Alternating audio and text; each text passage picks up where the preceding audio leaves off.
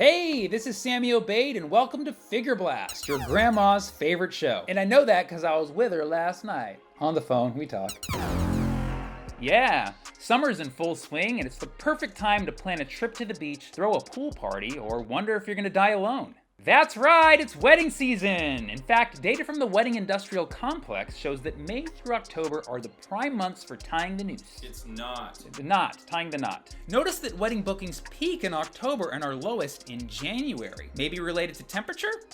No, the curves don't really match, but I did pull some data on an American's average weight throughout the year. Notice that we all shed pounds during the summer months and then we splurge it back over the holidays so that we never really change who we are. Now, merging both graphs together, we see that people are more likely to get married when they are thinner. Whoa, is that a thigh gap? Let's fill it with a life partner. This is mathematical proof of why people get married and gain weight instantly. Marry in January. Not only is it cheaper, but your partner has vows to exercise and is less likely to run. Now, if you recently married and don't think this data is accurate, let us evaluate. Email mathzaddy@figureblasted.com with your wedding date and send recent pics. Now, if you're anything like everyone at my high school, you're probably asking yourself, when am I gonna get married? Of course, if you're asking this and you're already married, shame on you. But statistically, you're 1 out of 2 married people, so it's fine. Now, there's currently no mathematical model to predict when you'll get married. Aside from BuzzFeed's, we can predict when you'll get married with 95% accuracy if you pick your dream celebrity maid of honor and best man duo. Thanks, BuzzFeed. This is really helpful. I picked Beyonce Gosling and it just told me no. Don't you wish there was a mathematical model that predicts when you're gonna get married? I don't, because I just made one. For all you lonelies out there, here's some tips on how to get married sooner. Let's go! Tip 1, be a woman. The median age for marriage for women is 27, but for men it's 29. So just by being a woman, you increase your chances of getting married sooner to a creepy 29-year-old guy. Of course, gender is a spectrum, but wedding dates are a finite number, girl. Tip 2, move to Utah.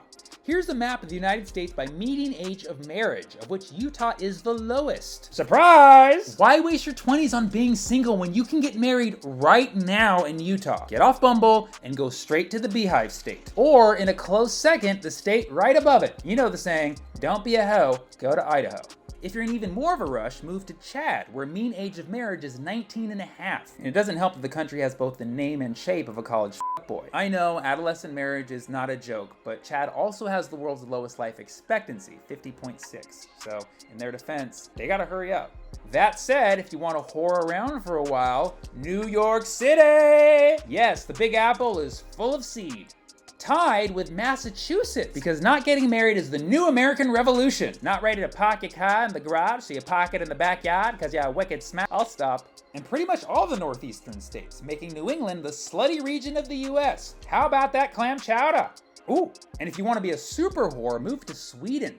Highest average marriage age in the world, 35, because they know that's how old you have to be to responsibly put together an IKEA chair. And of course, if you want to be a playa for life, get you to Antarctica, the continent of cold feet. That's why all penguins walk like pimps. Pro tip number 3. Don't go to college. I know, but it's so inexpensive. If you're itching to get married, avoid acquiring knowledge at all costs. It is the death to young marriage age. If you want to be single for life, get a PhD, which stands for Playa Haters Domesticate.